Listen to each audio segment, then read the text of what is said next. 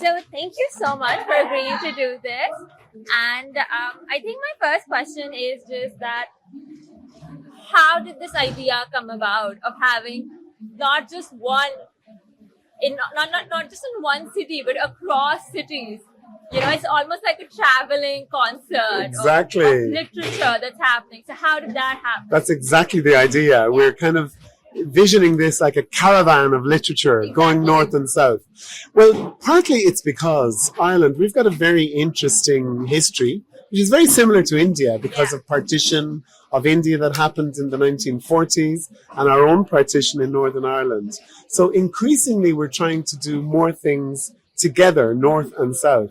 So we thought, what a better way to start a discussion north and south in terms of our shared island than to do it through literature and art and poetry and music and theatre.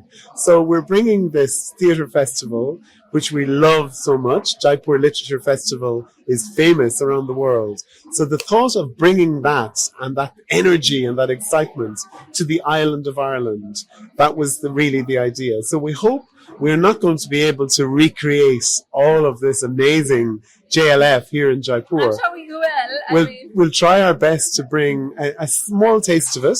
And so the idea of doing it in Belfast, which is the biggest city in Northern Ireland, but also on the border counties, and I think a big theme in the discussions will be, of course, around the experience of partition and the experience of conflict and colonialism, and also the experience of peace and living in a peaceful country. So that's the idea and so it'll happen over a period of a week. It'll start in Belfast and it'll slowly move its way down, and we'll have events in border counties and finishing up in Dublin, which is Ireland's capital city.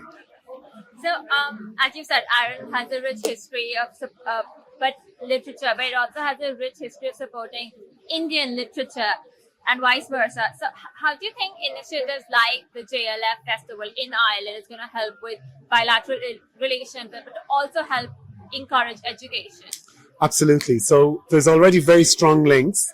Historically, you're very young, but many of your parents and your grandparents' generation, they were in schools and educated by Irish missionaries that came to India. Now, all of that has ended and a lot of those missionaries are gone. And now what we find is that there's a huge amount of Indian students and young people who want to go to Ireland and study there and get experience and qualifications and then work for a while in Ireland or Europe or the US and hopefully to come back to help develop their own country.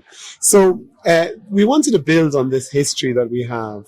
And because there's now such a strong and vibrant and successful Indian community in Ireland, and we have these strong historical links in terms of literature, we thought, what a better way to do it. So your national literature hero is Tagore. Yeah. Our national historical figure is Yeats.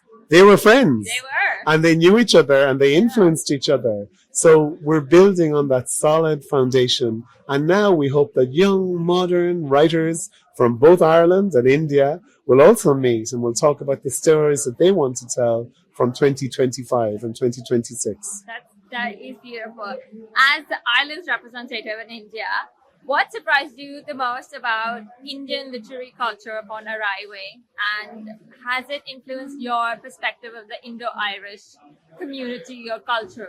Yeah, absolutely. Like one thing that really, it shouldn't have surprised me, but it did, is about how rich the literature tradition is. Like you go into the bookshops in Delhi or most towns or cities and the bookshelves are brimming full, not full of old British English classics or Irish classics, it's all Indian literature, historical, modern, fiction, and so regional, different languages. The Booker Prize winner coming from Bangalore or Karnataka. So, I mean, it is amazing the richness of the literary tradition. And how it has influenced me is that, you know, when we come as an ambassador to a country, you try to study up a country, you try to learn as much as you can from the reports that you read.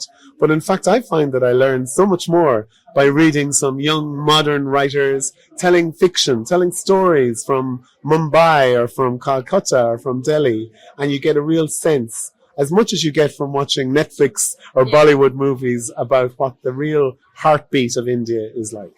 who's your favorite right now? Do you have one? You know what? I'm so bad in remembering names. My all-time favorite writer before I came here is an older name, Rohinton Mystery. It was one of the best books I ever read, called A Fine Balance. But now there's lots of young, modern writers. I have one in my bag here. I'm hoping to get him to sign. I was at his event today, and I've started reading this book by Keshava Guha, called The Tiger's Share. And really good. he's a great He writer. was on Mastermind. Yes? Oh, I didn't know that. I saw him on Mastermind. He seems like a super intelligent guy. So I'm hoping that I'm going to find him now and get him to sign my book. Need some help. So that's basically it. Thank you very much. And you should watch his Mastermind episode. It is really fun. I'm sure it's on YouTube. I'll do that. Yeah. Thank you so much. Thank you so much, sir. Thank you. Thank you. Thanks very much. Thank you. This is Insha Waziri for The Print with the Ambassador of Ireland. Thank you so much.